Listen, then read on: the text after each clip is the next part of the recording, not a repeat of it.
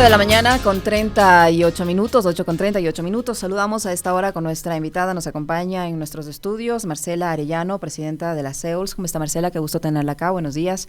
Bienvenida. Le saluda Licenia Espinel. El secretario de Comunicación de la Presidencia de la República, en una entrevista con un medio de televisión local, ha señalado que están haciendo todos los esfuerzos para reunir los recursos necesarios para cumplir con los trabajadores este fin de año, en este mes que es complicado para todo el mundo, digo yo, tanto en el sector público como en el sector privado, pues hay el aguinaldo navideño que se debe cubrir. ¿Cómo está al momento la situación de los trabajadores en el sector público de la que usted conoce? ¿Están al día, no están al día? ¿Cuáles son los problemas que al momento están enfrentando? Hay trabajadores de algunas instituciones públicas que han denunciado que no han recibido su salario todavía.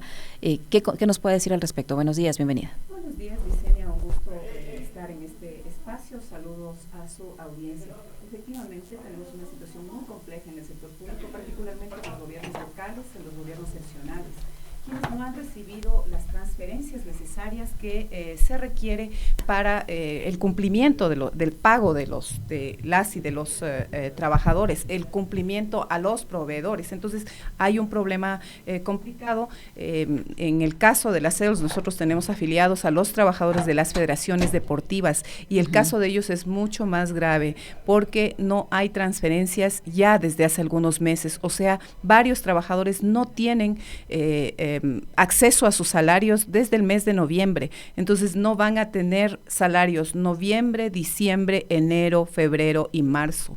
Son 5 meses porque allí tienen un problema de presentación del plan operativo anual y esto llega la presentación del plan operativo, se hace en los primeros meses del mes de enero para que se hagan las transferencias. Entonces no hay transferencias, no van a tener transferencias y a nosotros nos tiene seriamente preocupados. Los compañeros tuvieron una reunión, yo estoy esperando la información de esta reunión y la CEULS tendrá que acompañar las medidas de hecho que los compañeros tomen la decisión de desarrollar. ¿Se está analizando esa posibilidad de una medida de hecho en un momento crítico, digo yo, porque estamos a finalizar el año? Obviamente el gobierno ha heredado esta situación del expresidente Guillermo Lasso y ha dicho que está haciendo todos los esfuerzos del caso, pero tiene tan corto tiempo como para resolverlo.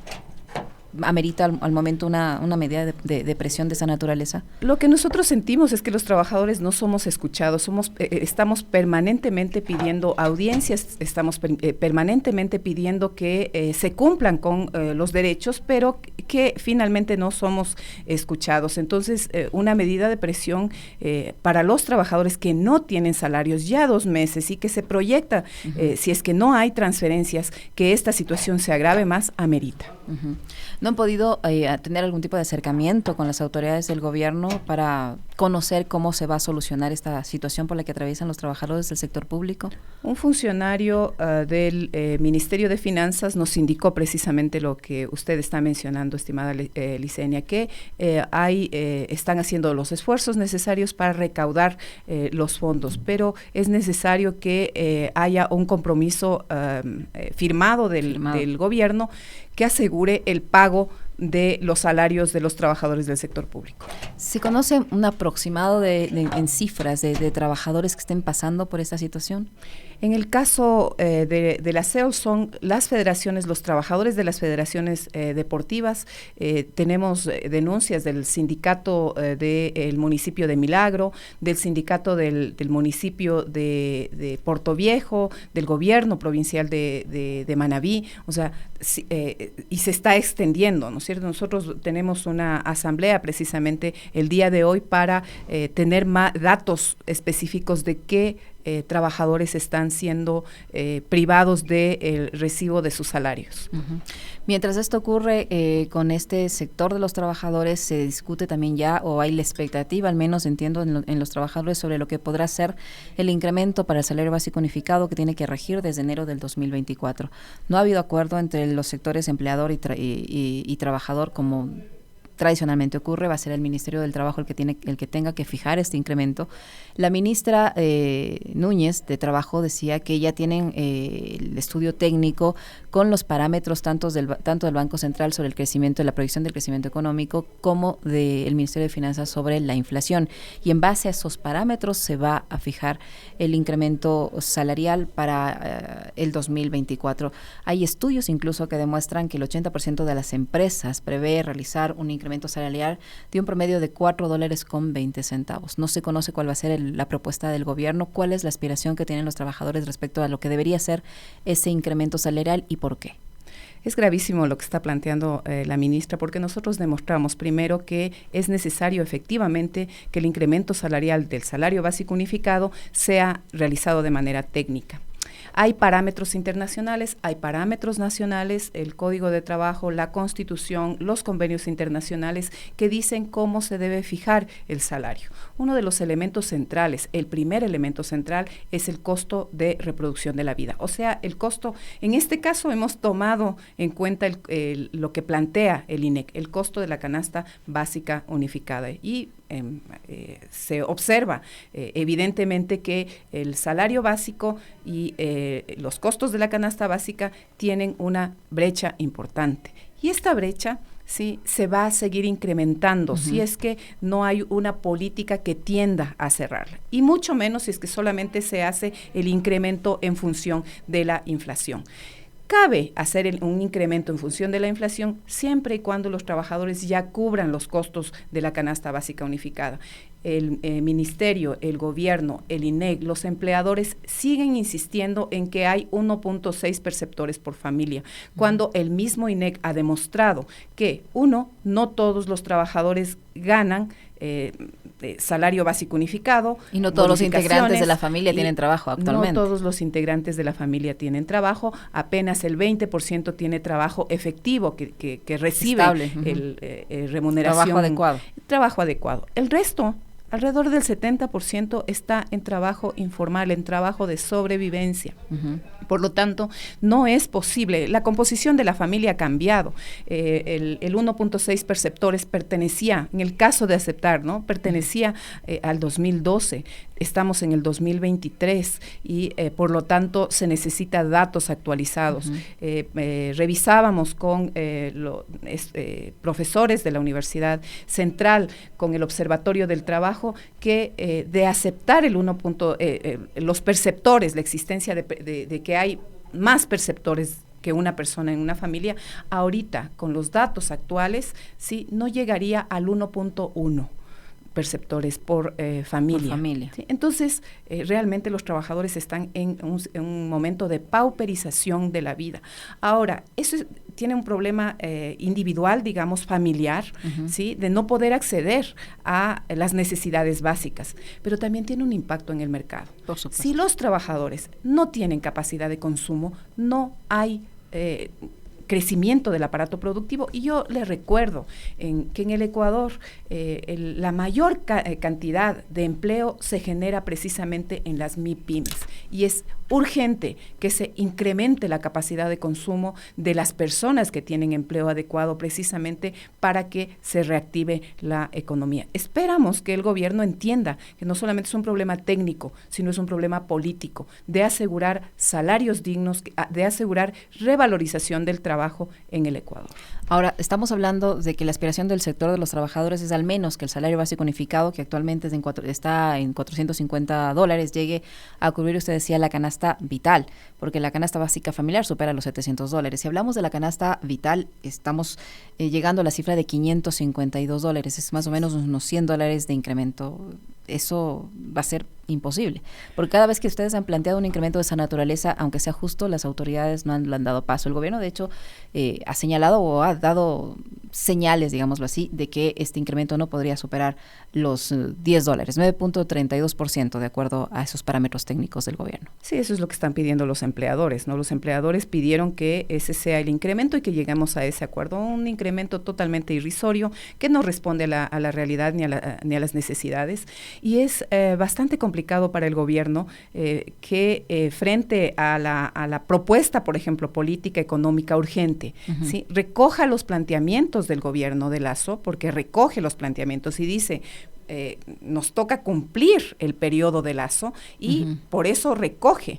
O sea, debería al menos ser los $25, dice usted. Fíjese que en el tema de incremento salarial no recoge. Entonces, para unas cosas sirve el plan de Lasso, para otras cosas no sirve el plan de Lasso. Eso da cuenta que este gobierno lamentablemente sigue poniendo como centro el mercado, sigue poniendo como centro los intereses de las grandes corporaciones y no los intereses de la población ecuatoriana. Debería por lo menos ese incremento ser de $25, tomando en cuenta que el presidente Noboa cumple el periodo que le faltó al exmandatario Lasso, quien prometió subir $25 anualmente durante toda su gestión hasta llegar a los $500. Yo le recuerdo que el gobierno de Noboa en campaña planteó que por lo menos se debe ganar $550. Entonces le correspondía en este año por lo menos subir $50. Eso debía ser el incremento de este año, para que cumpla su promesa de $550, para que este año incremente 50 y el próximo año 50, y con eso se cumple su promesa de campaña. ¿Qué va a pasar si este incremento no llega a superar los $10? ¿Hay alguna disposición, hay expectativa en los trabajadores, pero tienen ya pensado en alguna medida, en algún pronunciamiento respecto al tema? El Frente Unitario de Trabajadores definirá eso. Nosotros tenemos ahorita mayores preocupaciones, el no pago de los salarios por un lado, la ley de la reforma tributaria. La reforma tributaria. Esta reforma realmente va a tener un impacto fuerte no solamente en el Estado, sino pero en el presidente lo Noboa laboral. Dice que es para el gobierno, dice que es para promover la generación de empleo, sobre todo en el sector de los jóvenes. ¿Cuáles aspectos de este proyecto económico urgente le preocupa a la SEOLS, le preocupa en general a los trabajadores? El proyecto de ley tiene 3 componentes. Un componente que tiene que ver precisamente con la reforma tributaria, que la justificación es precisamente les perdono los impuestos, les perdono la deuda tributaria a los mismos grupos de siempre, con el compromiso de que incorporen a jóvenes. Pero no hay ninguna garantía. No existe en la norma ninguna garantía que asegure que haya incremento de personal y de, obviamente, una política de insertar a los jóvenes en el empleo. ¿Por qué dice que no hay una garantía? Porque no hay una norma, no existe un artículo que diga tantos trabajadores con tanto porcentaje de perdón de la deuda, tantos trabajadores se van a incorporar. No hay.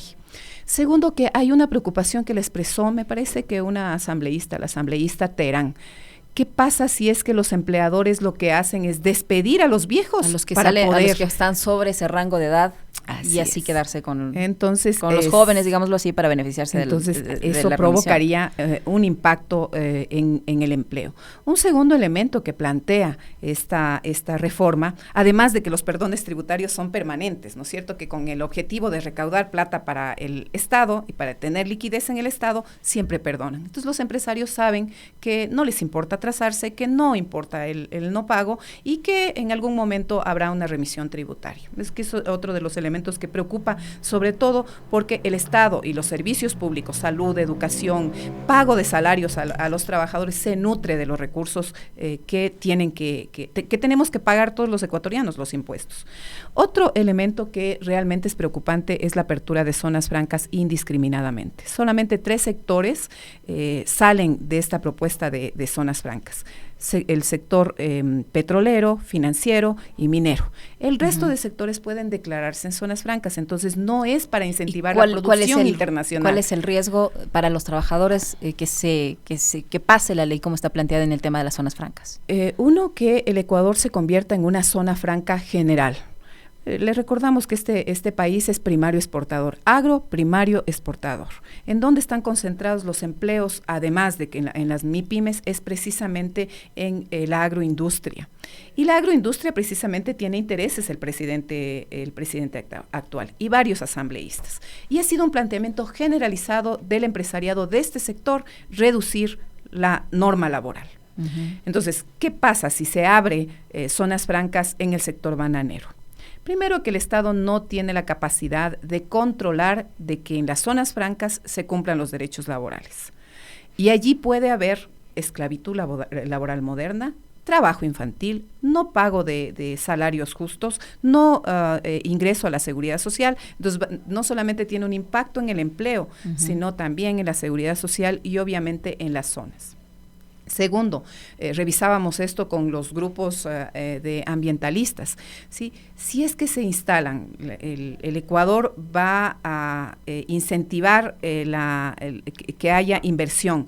Si es que se sigue invirtiendo en la agroindustria, hay peligro de que se afecten los derechos colectivos de pueblos y nacionalidades, de que se afecte el medio ambiente y de que las personas que viven en pueblos y nacionalidades se proletaricen, es decir, se precaricen más aún su vida, ¿no? El Estado, como decíamos, no cuenta con los controles necesarios para asegurar control ambiental, control en derechos laborales, control en el cuidado de territorios y comunidades. Nosotros creemos que este proyecto de ley es inconstitucional, que de aprobarse tal como se está aprobando, obviamente no ha cumplido con la consulta previa, con la consulta tripartita, no ha sido consultado a trabajadores, no ha sido consultado a pueblos y nacionalidades, ¿sí? Y va a tener un impacto fuerte en los impuestos, en la recaudación de impuestos, va a tener un impacto fuerte en derechos laborales, en derechos medioambientales, en derechos de la naturaleza en general.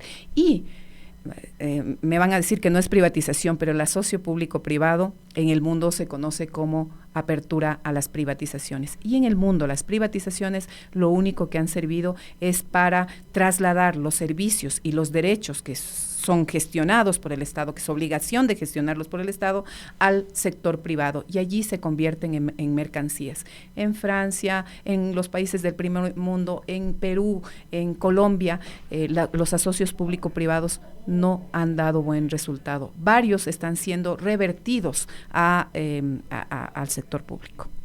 Ahora, ¿han tenido algún acercamiento con la Asamblea, con la comisión que analiza esta normativa? Porque están ya elaborando los textos para el informe de segundo debate y es prácticamente un hecho que esta norma se va a aprobar de acuerdo a lo que se conoce en la Asamblea Nacional. ¿Han tenido algún acercamiento? No, porque dice que no les han escuchado. ¿Han llegado con la propuesta hasta la comisión? Sí, nosotros inmediatamente, la CEOLS, una vez que salió, me parece que entregaron 12 de la noche de un determinado día, nosotros, algún grupo de compañeros, nos quedamos leyendo hasta la madrugada y ya teníamos observaciones al siguiente día, ¿no?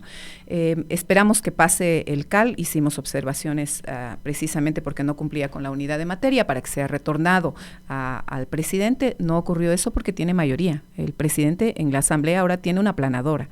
Y hemos hecho acercamiento con varios asambleístas, hemos conversado con varios asambleístas. El Frente Unitario pidió ser recibidos tanto en la Comisión Económica como en el Pleno. La CEOLS pidió ser recibida. Teníamos una audiencia en la comisión, pero finalmente nos cerraron la audiencia, nos dijeron que había mucha gente y que no nos podían recibir. Y no les han fijado una nueva fecha. En el Pleno, en Comisión General, no nos recibieron, ni siquiera nos respondieron. Entonces eso da cuenta que a esta Asamblea no le interesa el diálogo con los distintos sectores. Recibieron 26 personas expertas en zonas francas, expertas en tributación, que iban a apuntalar el proyecto de ley, ¿no? Pero que no tenían ningún cuestionamiento, pero no nos recibieron ni a trabajadores ni a ambientalistas. Entonces eso da cuenta que no les interesa el diálogo a esta nueva Asamblea.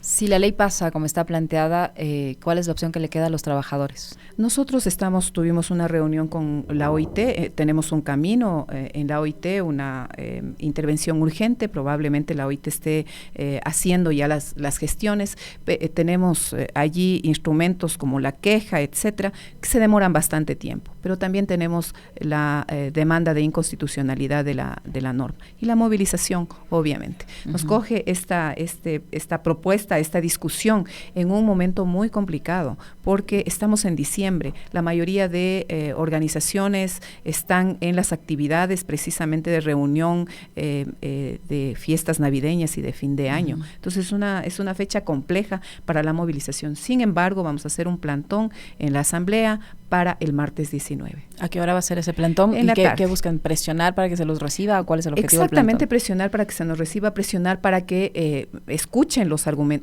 los argumentos que hemos presentado, porque además el Frente Unitario y varias otras organizaciones hemos presentado argumentación sobre qué debe salir de la ley, qué debe modificarse, ¿no es cierto? Entonces estamos en esa tarea también durante esta semana.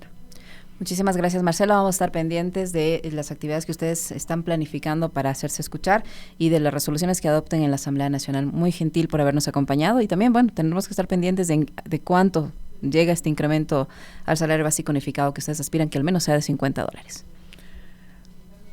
Muchísimas gracias. Marcela Arellano ha estado con nosotros, presidenta de la CEULS, aquí en Punto Noticias Primera Emisión. Nosotros nos despedimos, les dejamos como siempre bien acompañados. Ya vienen las Warmis y ahí podrán ustedes también observar el festival, el segundo Festival Internacional del Globo. Seguramente allí tenemos un nuevo reporte de lo que constituyó la inauguración de este evento hermoso, al que están todos invitados desde las primeras horas de este fin de semana. También se realizará tanto el sábado como el domingo. Hoy el clima no ayudó mucho, pero posteriormente mejoró y ahora están volando esos globos.